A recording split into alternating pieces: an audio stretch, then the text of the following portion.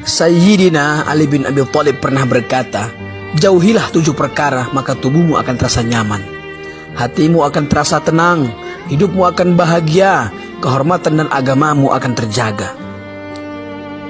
Pertama, jangan meratapi masa lalu, karena masa lalu bukan untuk diratapi tetapi direnungkan.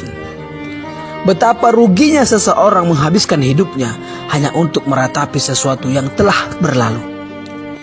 Karena semua yang telah berlalu tidak akan mungkin pernah terulang kembali. Kalaupun terulang kembali, dimensinya pasti akan tetap berbeda. Masa lalu seharusnya dijadikan pelajaran untuk menjemput masa depan yang lebih menjanjikan untuk kehidupan dunia dan akhirat. Kedua, jangan memikirkan sesuatu yang belum tentu akan terjadi. Karena hal itu hanya akan menimbulkan kekhawatiran, depresi, stres, mempengaruhi kesehatan tubuh dan terjebak dalam ilusi.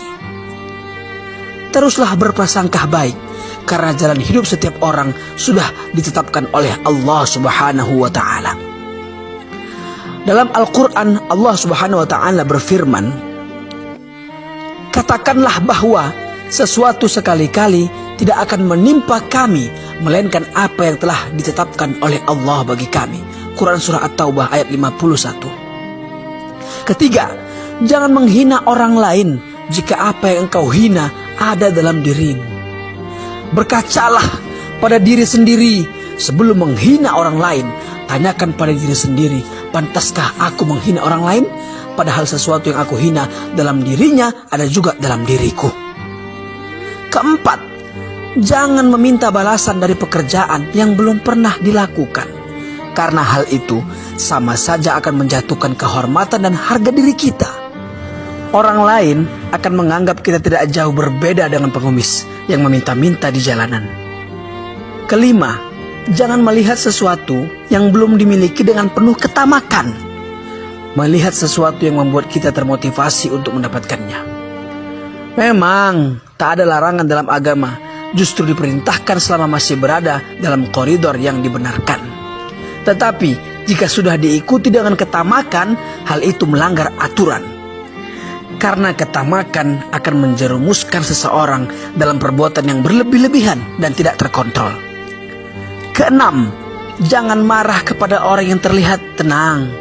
Karena hal itu sama saja membangunkan singa dari tidurnya dan memancing kelaparan buaya.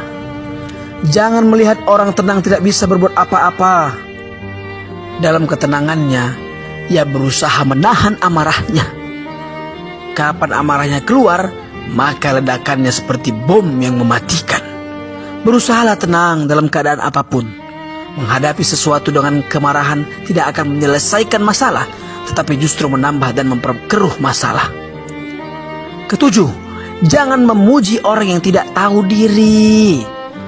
Karena orang yang tidak tahu diri semakin dipuji semakin menjadi-jadi dan tidak akan menemukan jalan untuk mengkoreksi dirinya.